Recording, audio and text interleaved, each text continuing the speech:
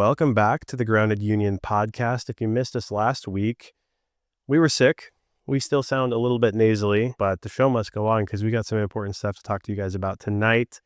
Tonight's episode is called You Didn't Marry Your Mom. So hopefully you've listened to the first two about our marriage breakdown, getting kicked out of our counselor's office. We went really deep. You guys have been incredible in giving us feedback, so thank you for that. We're going to talk about your story tonight. We're going to talk about your childhood. For those of you men listening, you think, I don't have anything to look into my childhood. I thought the same thing. This is going to be a very empowering episode, but just as you're listening, starting off, you didn't marry your mom.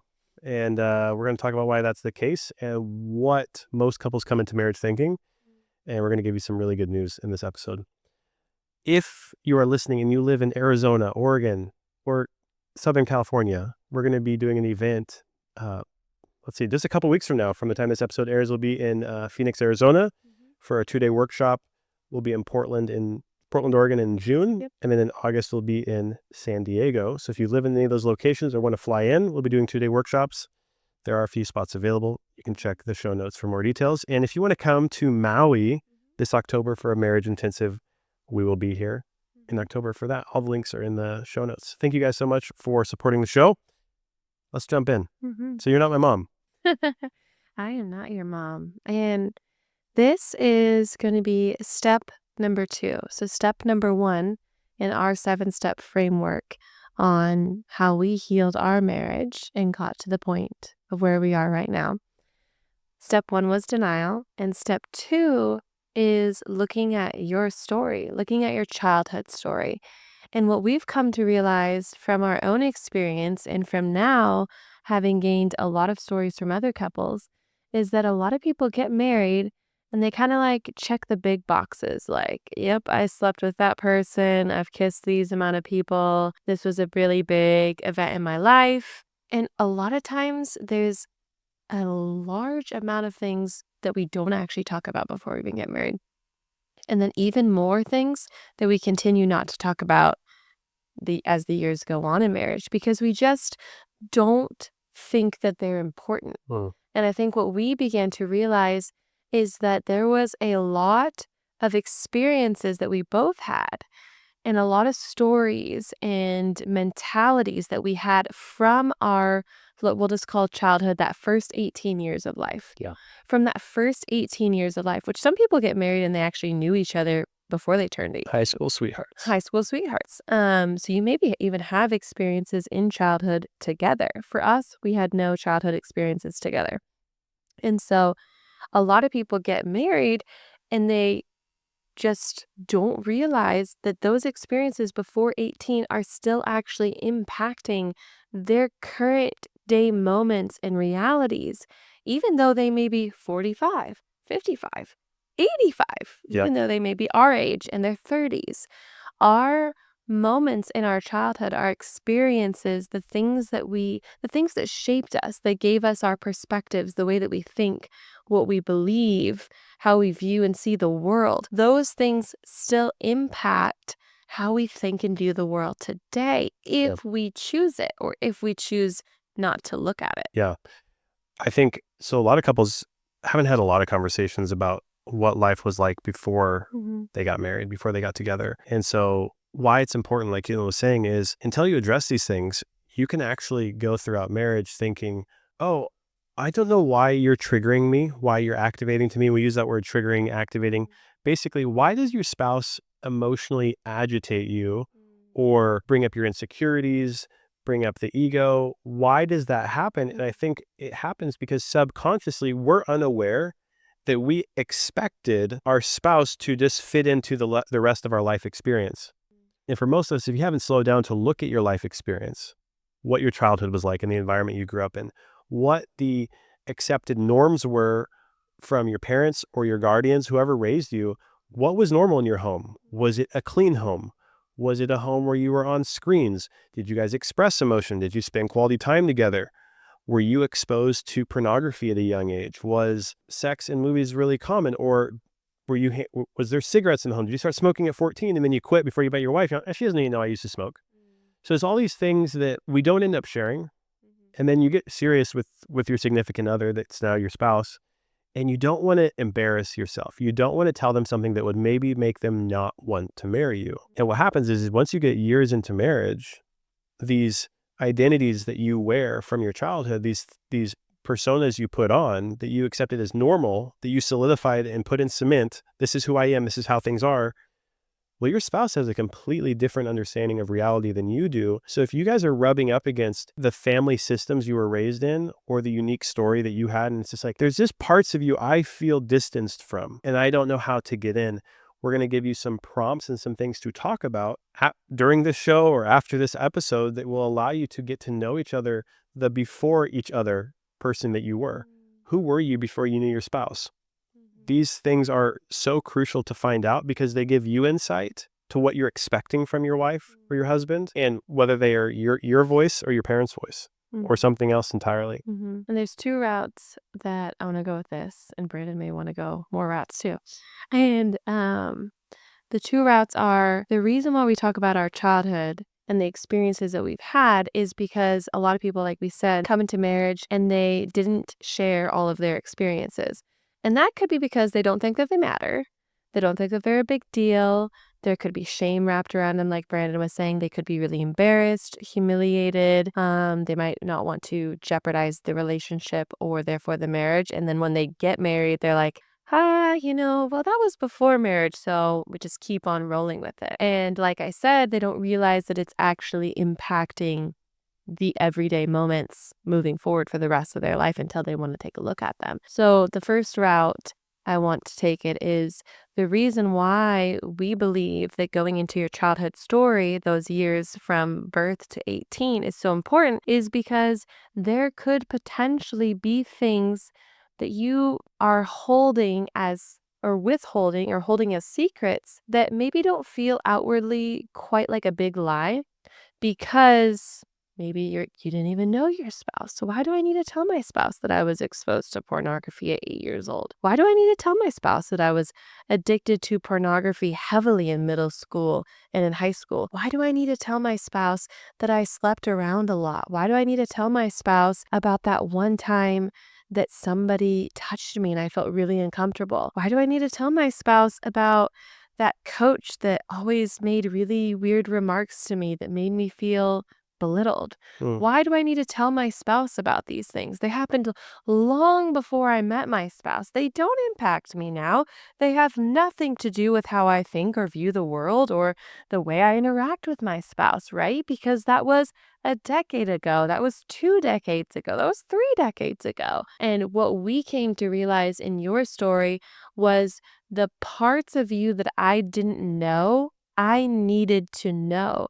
And you actually needed to get it out because you needed to be known. You needed to be known by yourself and you needed to be known by me because I'm your spouse, your closest person, the person in the most intimate and close proximity with you. And so we've said this before in the other podcasts, a lot of these steps are for you to get to know yourself. Because if you can't see clearly, then you can't connect clearly. And you also don't know where you're going with your life clearly. You live in a really murky bit of water. The river is not flowing. It's not clear, clean water. Yeah. It's stagnant and it's murky because there's a lot in there that you don't even know about yourself. So the reason why we bring everything out from those years 0 to 18. In the first 2 episodes, we talked about our story, how we get everything out. So now we're diving in deeper. What does that mean, get everything out? Well, the first place to look is in those years of 0 to 18. And you look in there with your microscope and you look at what you haven't seen for yourself and you look at what you haven't shared with your spouse. And that can be anything. The first place I wanted to take it was those hidden areas, those secrets, those lies, if you want to call them, the areas that you've been like, I'm just, denial. I don't think it's necessary to tell her. And then the second place I want to take it is the areas of your childhood that aren't necessarily secrets. They're not things you did you have shame around.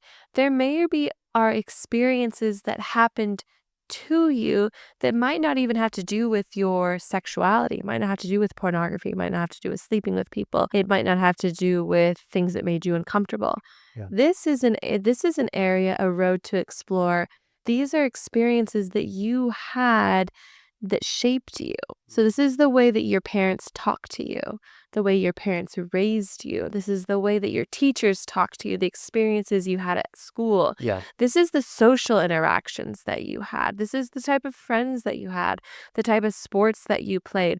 All these things shaped you. Your first 18 years of life shaped who you are. They shaped who we are. And you, even though you became an adult at 18 and maybe moved out, went to college, got a job, got married, had the kids, did the standard way of life, those first 18 years of your life shape everything from there on out.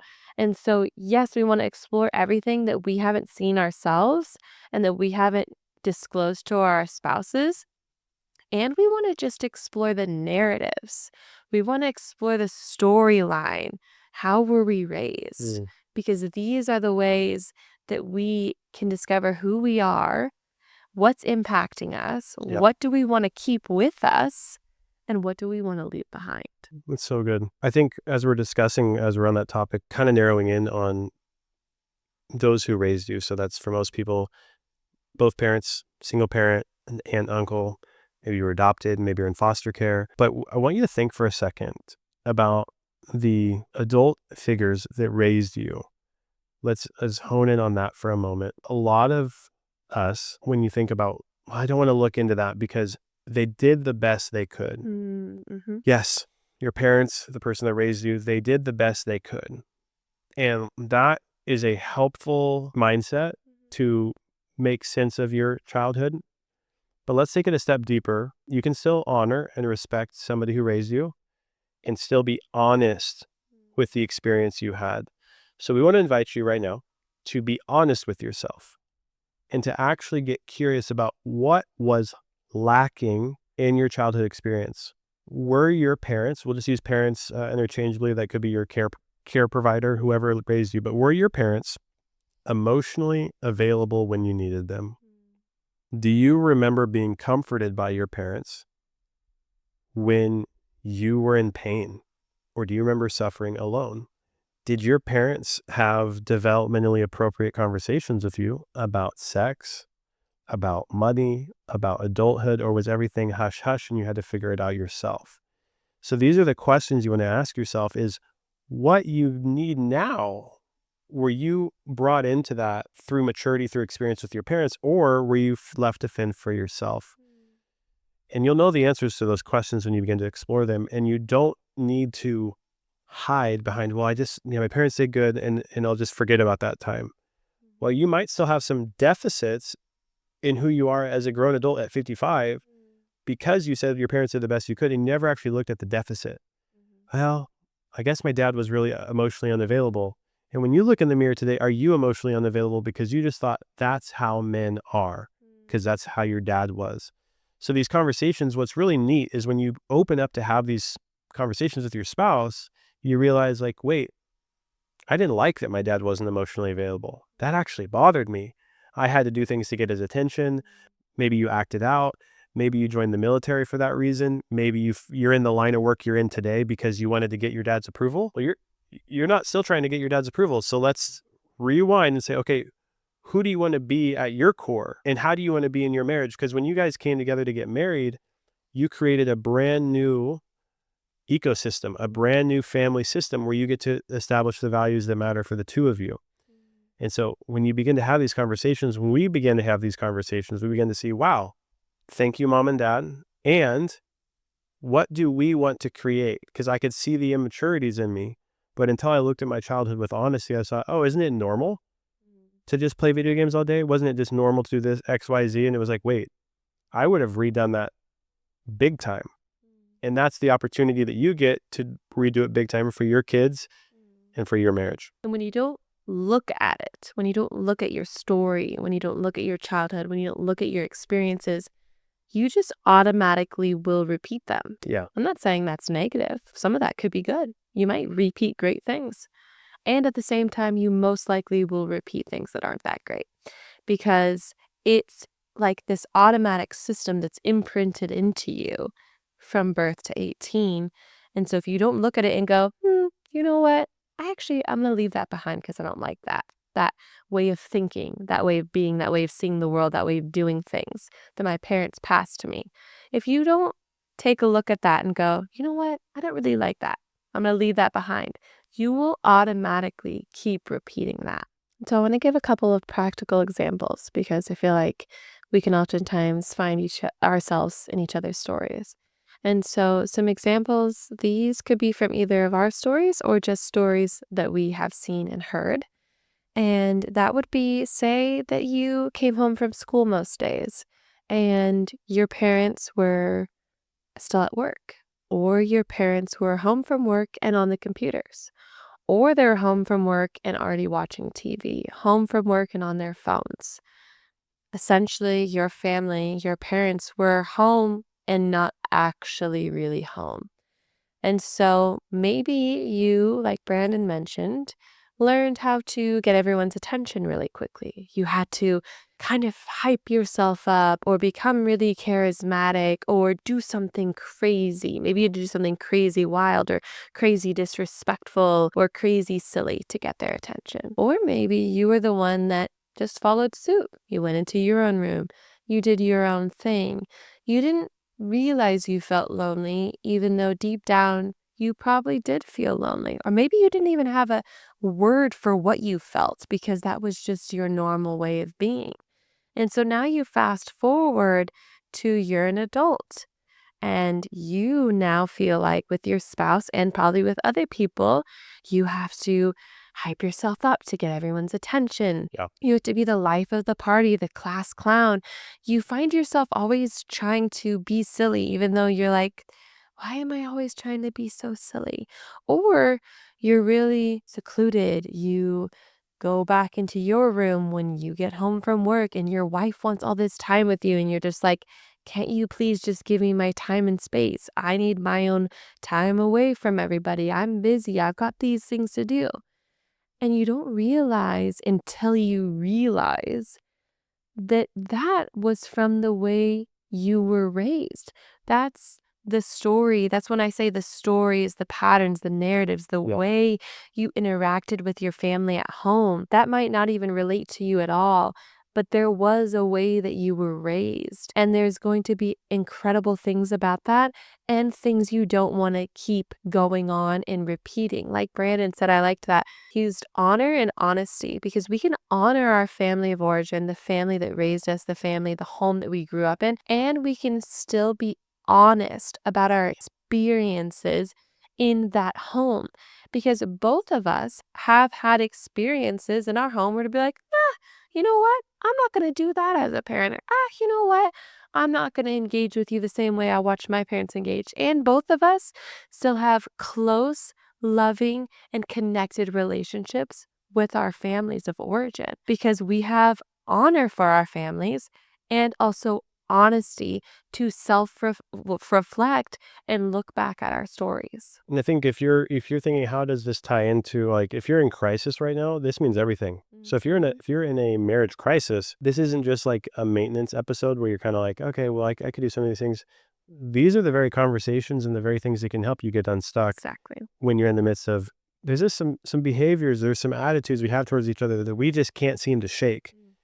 And if you basically keep your parents on a pedestal and you're unwilling to look at the way they did things, it's going to handicap you from being able to make conscious decisions for yourself, because what you'll do is you'll say that behavior is normal.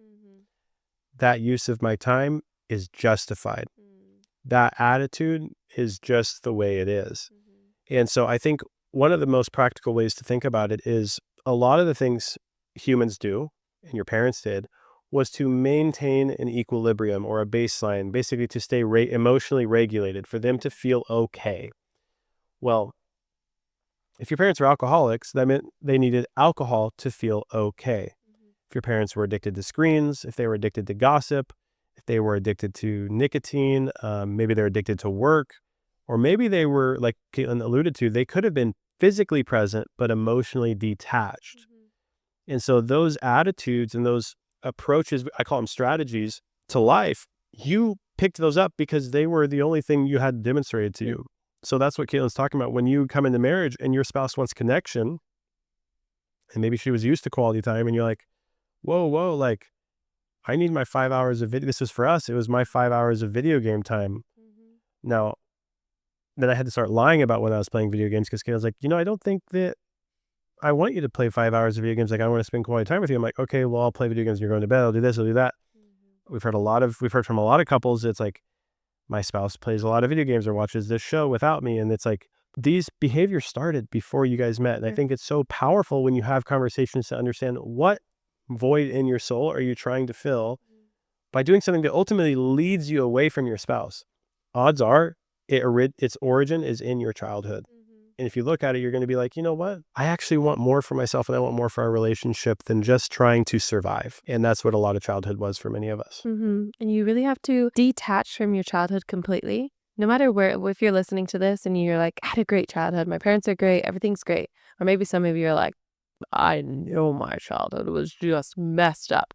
Normally people find themselves on one of those spectrums. It's like, my childhood was messed up. There was trauma, chaos, abuse. And then there's the rest of us are like, I grew up in a wonderful Christian home. My parents are incredible. My home life is incredible. And then there's all the people in the middle that are kind of like, they just try to essentially relate to one of those. And you need to fully detach from whatever you think your childhood was. Whether you think it was chaotic, whether you think it was great, whether it's somewhere in between, you just need to fully detach. Like, step almost outside of yourself for a minute and look at it and just be like, I'm not going to have any sort of judgment for my parents. I'm not going to try to find myself in one of the good or the bad box. I'm just going to step all the way out and look at it for what it was. What was my childhood? What were my experiences? What happened to me? What didn't happen to me? What did I want that I didn't get? What did I get that I didn't want? What did I get that I loved? What experiences did I have that I loved? You're going to step out of it, outside of yourself, and look at it. And another great tool that we found really helpful, at first Brandon didn't find it very helpful, was you can ask your spouse, what do you see when you're around my family? Yeah, what do you see in me that you see in my family? What do you see in my family that you see in me? When we have dinner with my parents, what are the things that you notice that you don't necessarily want to keep around and pass down to our kids or keep around in our marriage? And the spouse that's hearing this question, don't get sassy with it. Don't get rude with it. Have a really calm and kind and loving conversation. Well, you know what? Now that you ask, I noticed that your dad uses a lot of sarcasm, and so do you, And that's not something that either of us value. And so, sometimes it's crazy. This is what we found in our healing in a lot of different forms. Sometimes it's as simple as noticing it, recognizing it, and then letting go of it. Because you're like, oh, well, I've had decades of using sarcasm. I can't just get rid of that like this. Well, yes, you can. If you want to look at it. If you want to say, that's where that sarcasm came from. This sarcasm's not mine. I don't have to keep it if I don't want it. I don't have to carry on with it in my relationship. I don't have to pass this down to my kids. I'm done. I cut ties with it right now.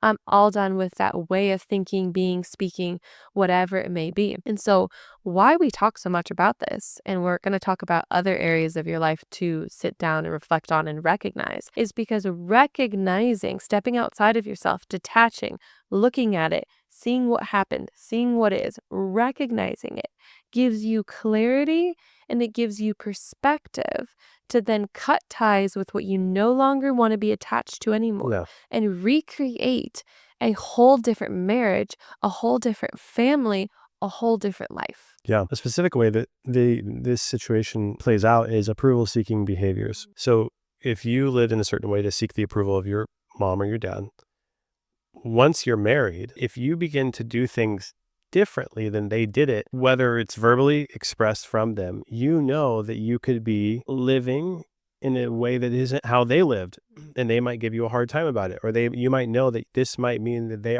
are in support of this new way. For example, if your parents had a very specific way of disciplining you as a child, and then they see you disciplining your children differently. That's going to be a difficult situation, and it could cause friction in your marriage because your wife's like, hey, I think it would be for the best development for our children to raise them this way and for us to handle when they act out in this loving way versus just sending them to their room. And you can't respond with clarity. You have to say, nope, this is how we discipline them. We're going to spank them. And you're kind of like, well, where is that coming from? Is that actually what you want? Or is that what was hardwired into you from your childhood? And so these conversations where you slow down, it's like, what do you actually want? What did you want? Because if you look at what you wanted from your childhood, then that would give you insight to what you could give your children now, instead of just doing what you think is right and what your parents did. So that's one, is in parenting. But let's just think about lifestyle.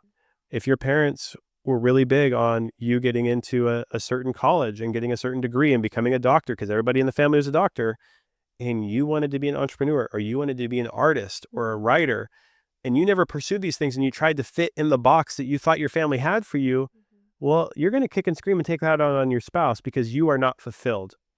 And so everything subconsciously that you're doing, seeking the approval of your parents, is actually destroying your relationship, because you cannot create your own family system when you're still trying to appease the people that raised you. So it's crucial that you look at these things. It's like, where am I still trying to get their approval? Because let's let that go. Because when you create this relationship with your spouse that's loving and intimate and pure and full of life, you don't need approval from anybody else. You actually get to choose what's best for your family, what's best for your marriage, consciously, not from a broken pattern because you chose to look at it. Yeah, and let's touch on the concept, which is the title of this episode, which is You did not marry your mom. Did not marry your mom. Sorry, babe. And I think we titled it this because we saw this in our marriage, and this is classic in a lot of marriages, and I'll dive into why I think this is, just my personal thoughts or theories. And that is that a lot of men, I'm going to speak primarily to boys and men in this little section right here. You may find this also as a woman, maybe with a scenario with your father as well, or with your mother. A lot of men grow up in a home where there could be some, like, clinical terms would be like enmeshment or triangulation. We don't really, in our marriage, get super clinical with things. You could also go like attachment theories here. Did you grow up in an avoidant home, a connected home, a chaotic home, those types of things? Again, we've, for ourselves and for how we talk with others, simplified it way down. But maybe you grew up in a home where your parents were disconnected. They didn't have a very healthy marriage. They didn't have intimacy into me, you see. They might have also not actually had a lot of sex, that type of intimacy either. They might have not really had a lot of quality conversation, quality time in front of you. And so maybe the mom, your mom, if you were a boy, if you were a son, kind of co-regulated with you as the son. A lot of that is normally not conscious, not like she's not thinking, I'm not getting what I need from my husband, so I'm going to go meet my needs with my son emotionally. She's not thinking that cognitively. This is all subconscious. It's just the connection of the mother-son bond, and then there becomes this a little bit too much of connection because there isn't the strong connection in the union of marriage. And so then the son and mother grow up with enmeshment, would be kind of like the clinical term. And so then that son goes and gets married, and there's not the cutting of the ties with the mother in that enmeshed relationship. And then the wife is like, yo, you and your mama, you always complaining about me to your mama. You always going to your mama for things. You know what I mean? It's like there's going to be a lot of women that relate to this section. And I related to that section, to this section of the podcast 6 years ago, because there's safety there for the son and the mother, because that's, like we said, that's how you were raised. That's your normal. I go to my mom and my mom comes to me. She tells me when things are hard and I tell her when things are hard. And maybe there's an ounce of that will continue on.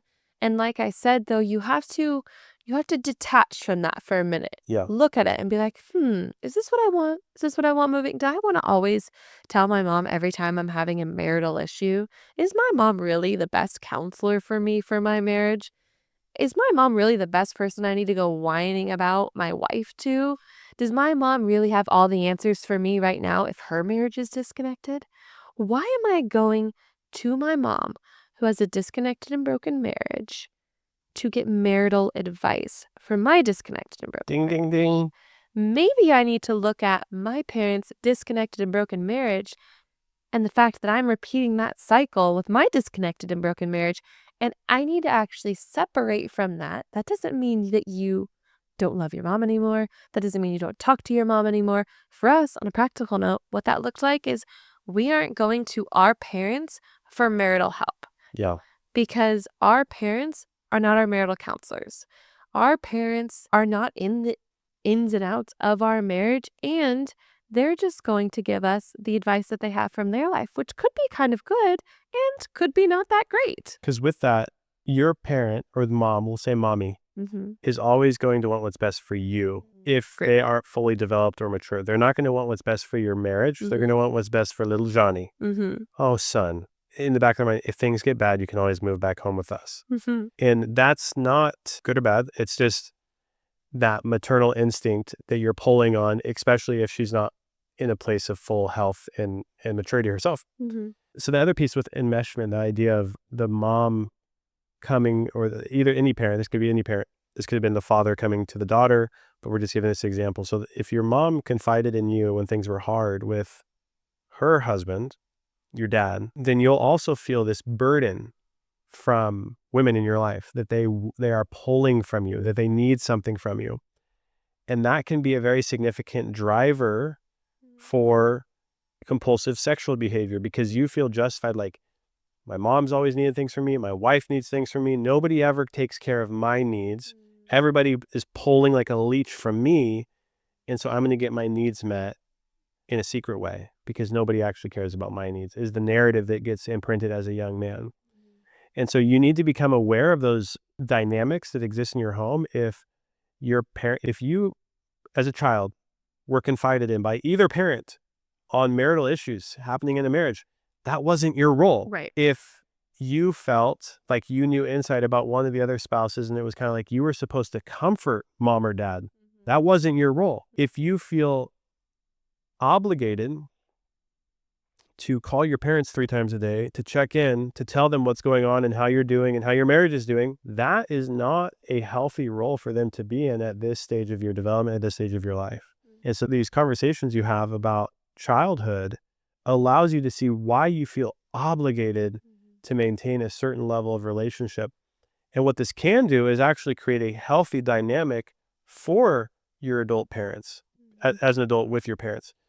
Or it can actually create difficulty because you're finally differentiating. That's what's happening, is you're differentiating from who they are to who you are now. Mm-hmm. And so what this looked like for our marriage and our season of breakdown was, which again, this wasn't like a formula that somebody gave us or that we knew that we were creating.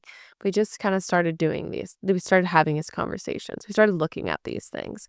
And like I said, one of the big things was we stopped seeking marital advice from our parents. And we stopped telling them all the intricate details of our marriage breakdown. We went really secluded to each other, and we found 1 or 2 other voices outside of our families that supported us on our journey and believed in what we were going for.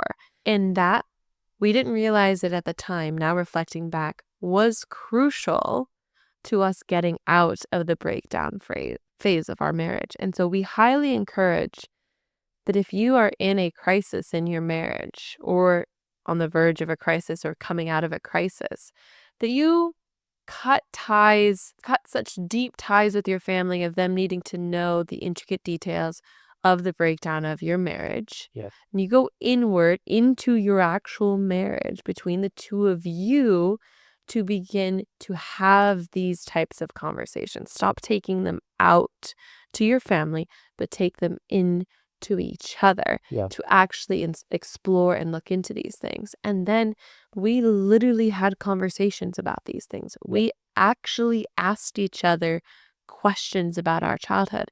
And so this piggybacks off of our last couple of episodes of taking down the walls of denial, actually sharing what is. So Brandon began to share stories from his childhood that I didn't know about, Yeah. that he deemed as not important. He didn't think that they impacted our relationship, and Yep. he didn't think they impacted how we were going to move forward together. Yet, as he started to share, he realized, oh, wow. Because as you start to speak things out loud, you'll actually have lots of aha moments for yourself of like, oh, yeah, I guess I see now why I do that. I guess I see now why I talk like that. I guess I see now why I view you that way. Yeah. Why I'm always thinking these things about you, why I'm withholding these things about you or about myself. And so we begin to ask each other a lot of questions like, what did you feel like you missed when you were growing up? Mhm. What things have you not told me about your childhood? What were scary moments that you had? When did you feel afraid? When did you feel alone? When did you feel excited? When did you feel like your parents comforted you? When did you feel like your parents didn't comfort you? When did you really, really need comfort and you didn't get that? When were you embarrassed? Just go through all the emotions. Just start like asking each other about those questions. And you'll find that even as you share a story, you'll remember another story. So share that story. And as you share that one, you'll remember another one. And when you take listener speaker roles, if Brandon were sharing with me a vulnerable story, I'm as a spouse listening and I'm not casting any shame. Exactly. I'm not, like if you hear a story that's very triggering because maybe normally triggering ones involve sex or, something along those lines. Those can be triggering. And so you might want to cry or say something. And again, you can feel and do and say as you wish as a wife hearing something that's shocking. And also at the same time, for the purpose of connection, if you really can listen Yeah. and take that role to explore with your spouse their childhood, then you're creating more space for safety to dive deeper and deeper and deeper into the stories and into the narratives. If we go straight to shame or blame or any of these other tactics of name calling or whatever, starting an argument, we automatically are making it harder to look into our past Yep. for each other.